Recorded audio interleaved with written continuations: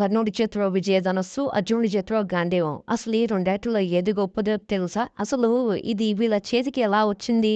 ఈ రెండింటికి ప్రత్యేకతలు ఏమున్నాయి చూద్దాం. గాంధీవం బ్రహ్మదేవుని చేత సృష్టించబడింది. ధర్మాన్ని పరిరక్షించడం కోసం గాంధీవాన్ని సృష్టించాడు. ఈ గాంధీవాన్ని బ్రహ్మ 1000 సంవత్సరాలు వాడగా ప్రజాపతి 1000 సంవత్సరాలు, ఇంద్రుడు 3585 సంవత్సరాలు, చంద్రుడు 500 సంవత్సరాలు, తర్వాత వర్ణుడు 100 సంవత్సరాలు ఉపయోగించారు. తాండవవనం దహనం తర్వాత అగ్నిదేవుడు వర్ణుడికి గాంధీవాన్ని అర్జునుడికి ఇమ్మని చెప్పాడు. వరుణదేవుడు అర్జునుడికి గాంధీవంతో పాటు కునీరము, అంబులపొతను కూడా అందజేశాడు. కునీరము, అంబులపొత ప్రత్యేకత ఏంటంటే ఇది తరగని అంతులేని బాణాలను ఏకకాలంలో అసంఖ్యాకముగా అందిస్తుంది. అంటే చాలా ఏకకాలంలో ఎక్కువగా అందిస్తుంది అన్నమాట. గాంధీవానికి 108 దివ్యమైన బింటినాటి తీగలు చుట్టబడి ఉంటాయి. ఒక్క మాటలో చెప్పాలంటే గాంధీవాన్ని ఎవరూ నాశనం చేయలేరు. అవసరాన్ని బట్టి ఈ గాంధీవం దాని శక్తిని అమాంతంగా పెంచుకోగలదు. ధర్మాన్ని పరిరక్షించడం కోసం యుద్ధం చేసే వారి చేతిలోనే మాత్రమే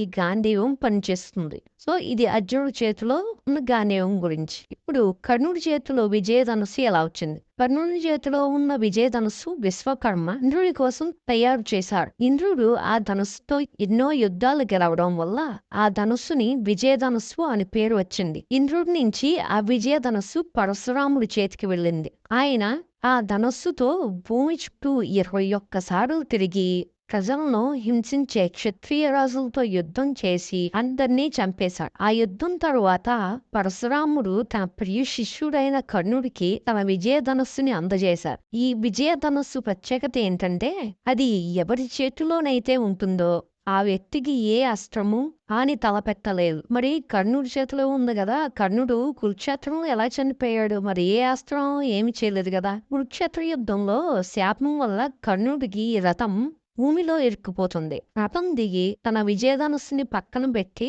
కర్ణుడు రథచక్రాన్ని పైకి లేపలేం ప్రయత్నిస్తాడు. అప్పుడు శ్రీకృష్ణుడు అర్జునుడిని కర్ణుడి పైకి అస్త్రం వేయమని చెప్తాడు.